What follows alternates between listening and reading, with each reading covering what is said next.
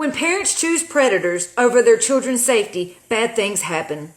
Holly knew that Jesse was a convicted schmegs offender when she married him. She knew that he had pulled 17 years for R-wording a victim. She kept her marriage a secret from her family. She lied to them and claimed they just got married at Christmas when they'd been married for over a year. She knew that Jesse had been caught with CP on his cell phone while pulling time in prison for another SA charge. Holly knew that Jesse was a serial predator, and she moved him in with her children and married him anyways. Within a year of being married, Jesse unalived Holly, her 3 children, their 2 friends, and himself. To Holly's family, I'm so sorry for your loss. And I know this is a very touchy subject, but I have got to be the voice for these children and share awareness. Holly had the option to pick and choose who she dated, who she married, and who she lived with. But her 3 children did not get that choice. Her children didn't get to choose who moved in and out of their home. And I am so sorry to have to say this, but Holly did not protect her children. Since the crime happened, a lot of very disturbing evidence has been found in their home. They found restraints attached to a wall above a mattress on the floor. They found bloody kids' clothing and a binder full of very disturbing images, possibly CP. They haven't even been through Jesse's electronics yet, so there's no telling what's going to be found on that. This is a very disturbing case. But once again, it could have been prevented. The judicial system should not have released a serial predator from prison. Should have kept this predator away from their children. Legislation has got to change these laws. In Oklahoma, a schmegs offender is allowed to live with children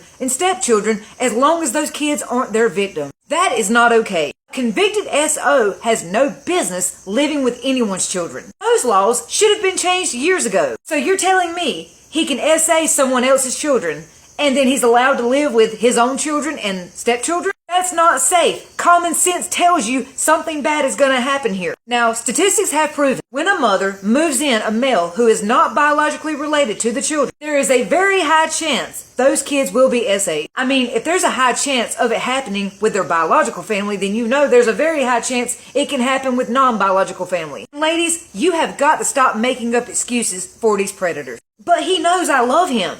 Well, I'm sorry, but your love is not enough and it will not change him. Your love will not stop him from reoffending. Well, he was falsely accused. I don't think he did those things. Well, you weren't there. You don't know what happened. I wouldn't be willing to chance it. Because what if it did happen? And here you are, moving him in with your kids. Yeah, but he loves me. He wouldn't hurt my children. Your children will be the first ones he hurts. Get that. And it will be your fault. Because children can't what? They can't consent. They do not have a voice in your relationship. They don't get to pick and choose who moves in and out of the house. But you, as the adult, as the parent, do.